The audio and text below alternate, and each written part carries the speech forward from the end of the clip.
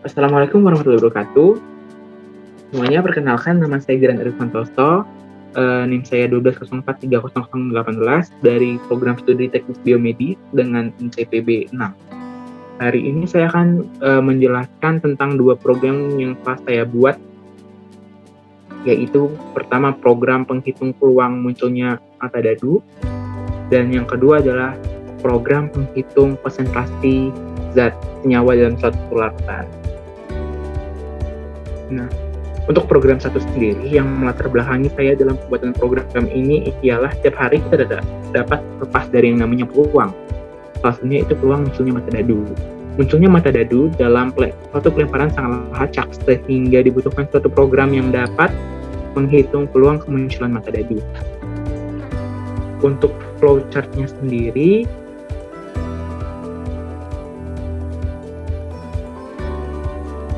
untuk flowchart-nya sendiri seperti dapat kita lihat pada share screen ya. Untuk program pertama itu ada dua kondisi. Pada kondisi pertama kita akan diminta untuk menginputkan banyak perulangan. Nah, jika perulangan tersebut akan masuk ke kondisi if dan diperiksa apakah kondisi tersebut bernilai benar ataukah salah. Jika kondisi tersebut bernilai benar, maka masuklah pengulangan for. Tapi jika salah, maka program akan langsung menghentikan eksekusi. Dari pengulangan for, program akan mengulang sebanyak berapa kali pengulangan yang sudah tadi kita inputkan, lalu dicek lagi kondisinya apakah kondisi tersebut bernilai benar. Jika kondisi tersebut bernilai benar, maka akan masukkan output, yaitu angka mata dadu yang sudah diambil secara acak. Tetapi jika kondisi salah, maka program akan langsung berhenti. Nah, setelah melewati kondisi pertama, kita akan diminta menginput kembali mata dadu yang ingin kita cek peluangnya.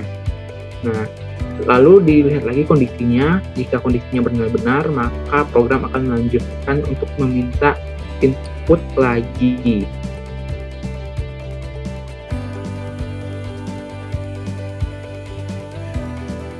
Lalu jika sudah kondisi setelah kita menginputkan angka yang ingin kita periksa peluangnya, maka program akan mengecek apakah kondisi bernilai benar.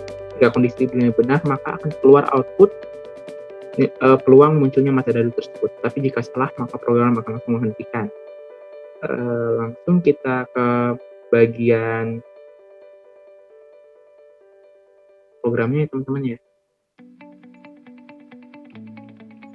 Nah, yang sudah kalian lihat di layar, untuk programnya seperti ini ya. Seperti biasanya kita masukkan dulu include iStream, using namespace std, dan integer main. Setelah itu akan muncul output pengenalan tentang saya. Lalu deklarasi variabel teman-teman seperti ini. Deklarasi variabel. Nah, N dan X, lalu di sini saya memasukkan array D, yaitu mata dadunya ada 6, 1, 2, 3, 4, 5, dan 6. Lalu ada float, peluang, dan K. Lalu kita masukkan jumlah mata dadu yang akan dilempar secara berulang. Kita akan memasukkan berapa banyak mata dadu yang akan kita ulang, berapa kali perulangan yang akan kita lakukan. Lalu akan diperiksa kondisinya. Jika perulangan tersebut besar dari 0, maka program akan lanjut ke pengulangan for sebanyak N kali. Nah, lalu agar keluar output angka yang acak, maka N akan diperiksa lagi oleh kondisi if. Jika benar-benar, maka akan keluar angka acak dari 1 sampai 6. Nah, maksud dari fungsi ini ialah program akan mengeluarkan angka acak dari 1 sampai 6 dari mata dadu itu sendiri, begitu, sebanyak N kali. Nah, setelah kondisi ini selesai, jika kondisi bernilai salah dari awal, maka akan keluar atau tidak terjadi pelemparan. Setelah kondisi ini selesai, masuk ke kondisi kedua, yaitu penghitung peluangnya. Diperiksa lagi apakah N-nya besar dari 0. Jika N-nya besar dari 0, maka kita akan diminta untuk memasukkan angka yang akan hitung peluangnya. Lalu setelah itu kita akan mengecek kondisi nilai S tadi yang sudah kita inputkan, apakah dia kecil sama dari 6 dan tidak sama dengan 0. Jika kondisi ini bernilai benar, maka akan muncul output, yaitu peluang munculnya angka S pada setiap pelemparan dadu dalam N kali pelemparan adalah 1/6 pangkat N. Jika kondisi ini bernilai salah, maka akan muncul output angka tersebut dalam dadu dan program akan menghentikan. Nah, dalam hal ini yang saya tekankan ialah berapapun angkanya tidak akan mengubah peluangnya, teman-teman. Karena di sini peluang munculnya sebuah angka itu bernilai independen ya, teman-teman. Enggak bergantung pada pelemparan-pelemparan sebelumnya. Mari kita sekarang saja biar teman-teman paham.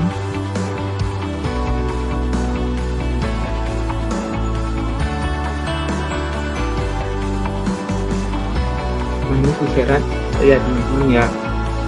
Maka kita akan mencoba memasukkan 5 kali perulangan.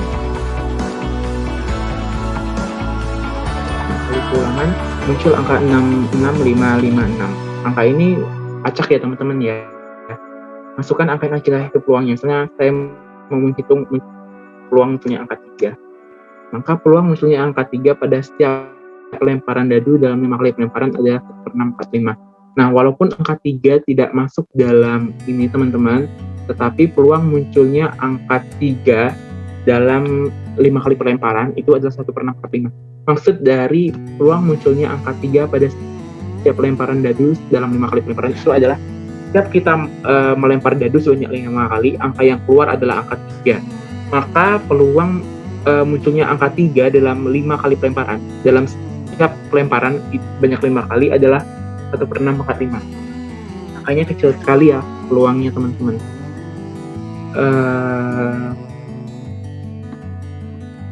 Nah, penjelasan dari program 1 telah selesai, teman-teman. Selanjutnya kita masuk ke program kedua,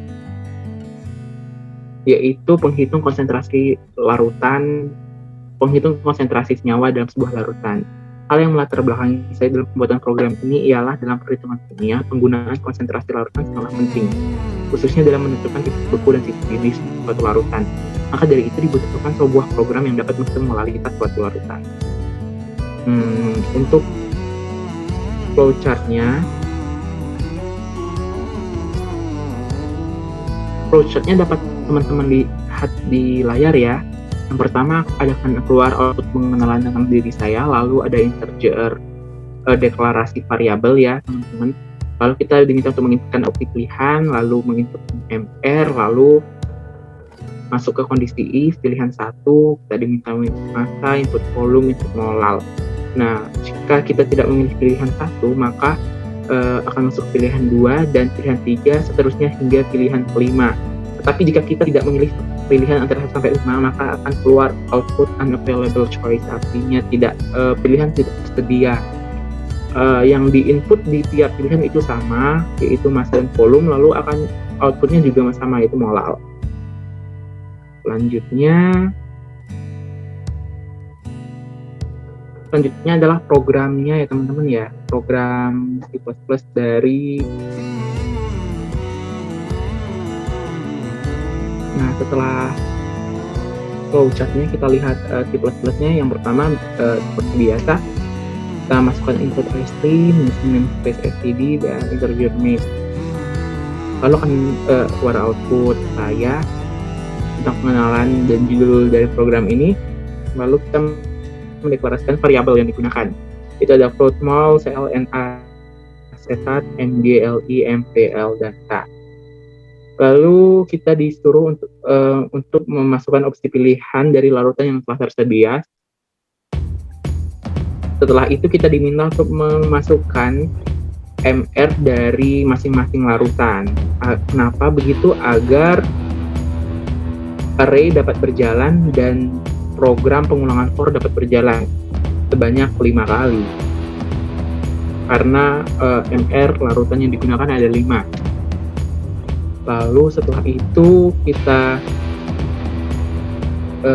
masuk ke eksekusi tiap opsi. Yang pertama, if jika pilihan yang kita masukkan sama dengan 1, maka fungsi if akan berjalan di pilihan pertama. kita akan diminta memasukkan massa, volume, dan nantinya akan keluar hasil mol, dan molalitas. Nah, dalam penghitungan mol itu menggunakan MR indeks 1. Kenapa? Karena letak larutan pertama itu HCl, MR-nya ada di indeks pertama. Seperti itu teman-teman. Nah, jadi tiap percabangan itu sama, yang diminta dimasukkan itu sama, yaitu M, lalu P di massa pelarutnya. Yang diminta dimasukkan itu ada massa terlarut, massa pelarut, dan mol, lalu molalitas. Nah, di tiap percabangan itu sama, yang diminta dimasukkan massa terlarut, massa pelarut. Letak perbedaannya hanya di indeks MR dan aspek penamaan molalnya teman-teman, agar lebih mudah. Seperti yang teman-teman lihat, sama semua ya teman-teman ya, hanya berbeda di indeks MR-nya dan penamaan molal agar mempermudah. Nah, setelah pilihan selesai, maka jika kondisi bernilai false, apabila telah dicek sebanyak 5 kali, maka akan muncul output opsi tersebut tidak ada dalam pilihan. Langsung saja kita tes, teman-teman.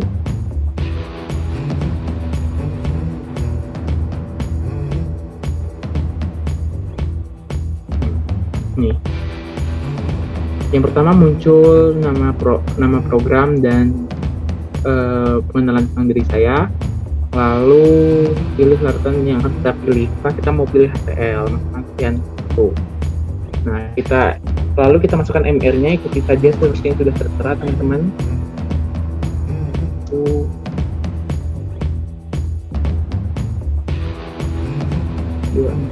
Oke.